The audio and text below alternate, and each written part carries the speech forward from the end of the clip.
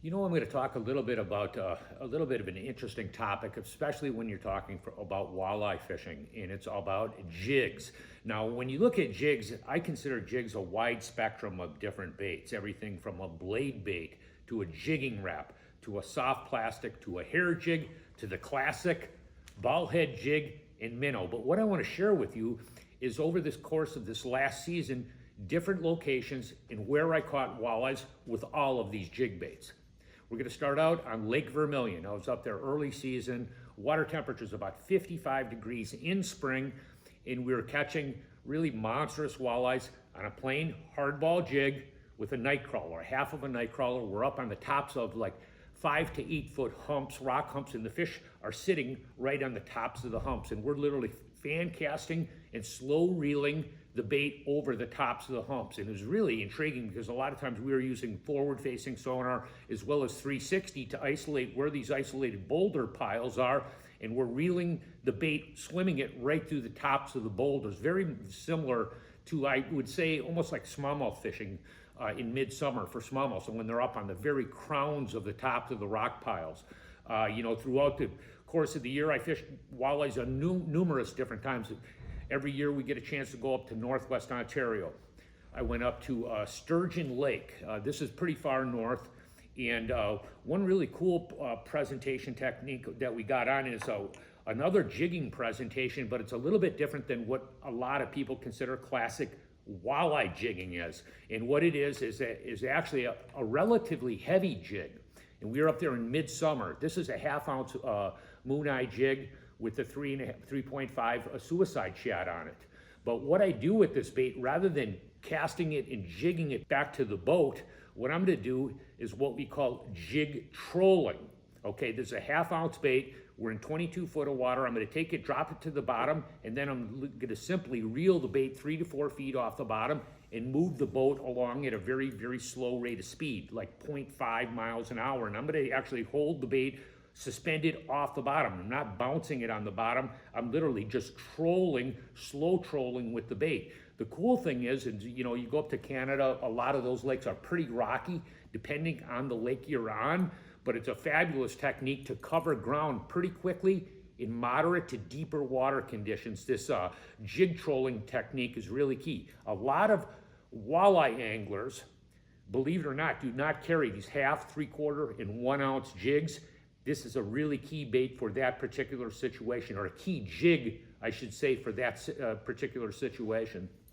One bait that almost all walleye anglers should have in their boat, and if you don't, you should, and we've spoken numerous times about it, it's the famed jigging rap. To this day, numerous walleyes have been caught on this bait, and I would consider it anywhere a moderate to deeper water fishing situation, even though you go up with the Leech Lake guides and you go up on those shallow sand flats in early season, they're going to use this bait in 8 to 10 foot of water, fan casting up on the big expansive shallow flats where you're, you know, expansive sand flats.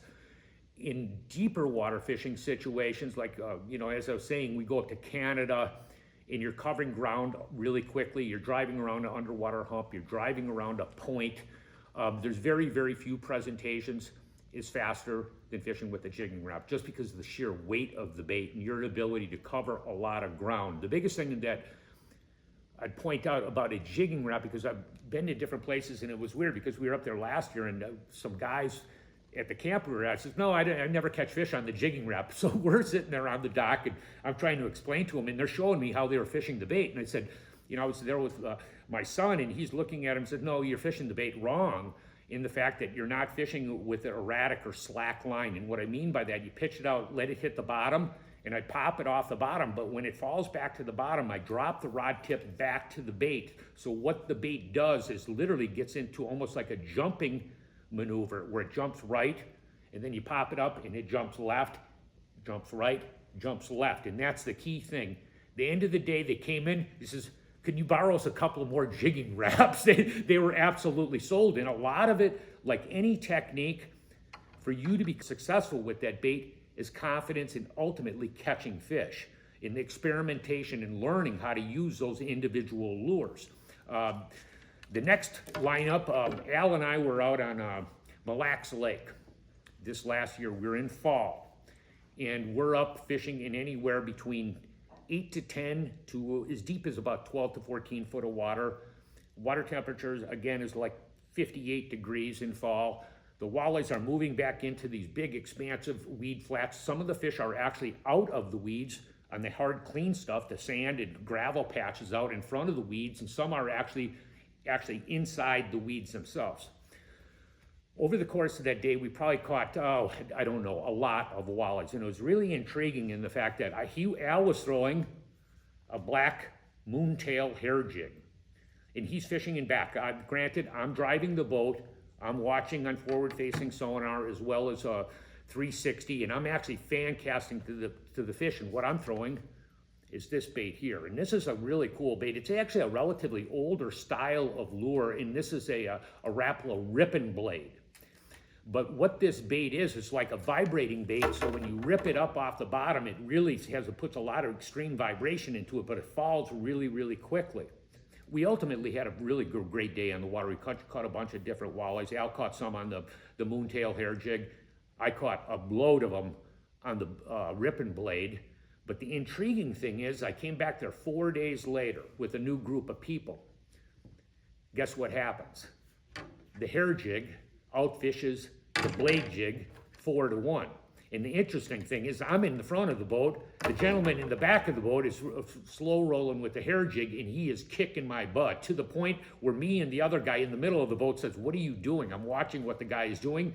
What he did is he put on a relatively lightweight head, and he's taking it and reeling it really super, super slow, and it's just sliding through the edge of the weeds, and it's almost like a really slow swimming retrieve, and he's not popping it off the bottom. He's absolutely just slow swimming the hair jig. Now, that's not the only way to fish a hair jig. Hair jigs, like anything about jig fishing, for you to become a really good jig fisherman is understanding the weight of the bait, how fast the bait moves in the water column, because that will dictate how many fish you catch in it throughout the course of a day. And it is absolutely stunning, mind-boggling on every one of these presentations. When all of a sudden you change the weight of the bait, how the bait is moving in the water column will determine how many fish you catch. I mean, to me, it's just amazing. And when I can explain to this in maybe a little bit of a better terms, and because we've actually shot a bunch of different shows over the last number of years with this is a 1/8 ounce Walleye jig with a 3.5 big bite suicide shad. And Al has shot numerous pieces using this bait and fishing it along weed edges, over shallow, mid-depth rock and gravel flats when you got wind blowing in spring and fall. I mean, it's just fabulously effective at times. But the biggest thing is we actually throw 2 different styles of plastics. And one is the suicide shad, which has a boot tail, or the slim minnow, which has a straight tail. And you'll notice I actually have this one on a 3/8. It's a heavier head. And what this is these baits move dynamically different in the water, even though they seem like relatively the same size of baits. This 3/8 with that straight-tailed plastic moves super erratic. It falls faster, and it sort of darts back and forth in the water column, where the suicide shad with the swim bait tail on it actually slows the drop speed of the bait. That vibrating tail, and I'm pulling it along, and what it's doing is actually causing more lift and ultimately slower fall.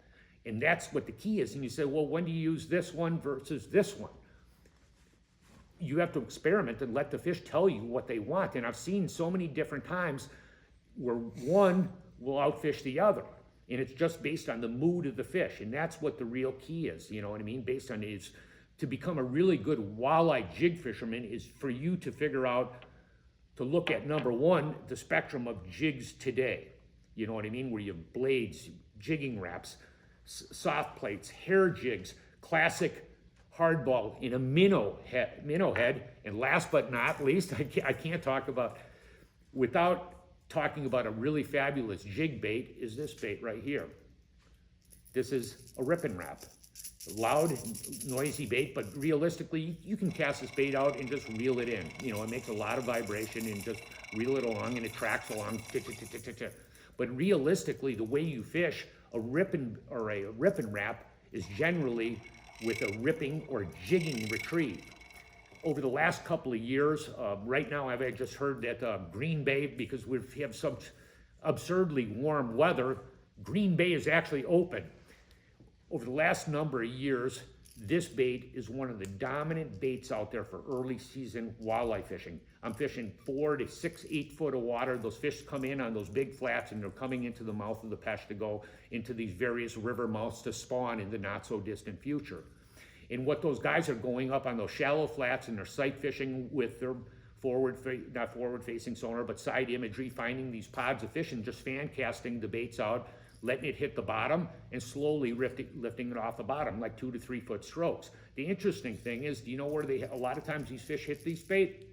They pick it up off the bottom. It's sitting on the bottom. When it hits the bottom, and they'll just let it sit there for a little bit and you go and let it sit down on the bottom. And the fish come up and literally pick the bait up off the bottom.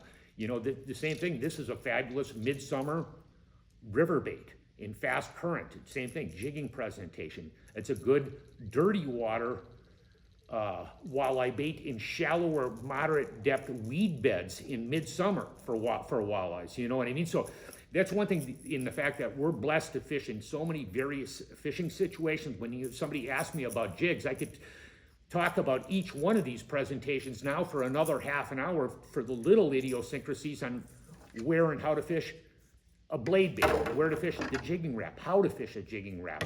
You know, every one of these baits has a lot of different idiosyncrasies, but what I first wanted to do is share with you understanding the spectrum of jigging baits today for walleyes, because, you know, it wasn't that long ago, the only way you catch walleyes up here, you know, 10, 15 years ago was a jig and a minnow, or jig and a nightcrawler, jig and a leech. Today, walleye anglers use all of these different baits throughout the course of a season, just like I did this. So I just went through a little brief synopsis of what I saw throughout the course of this last year.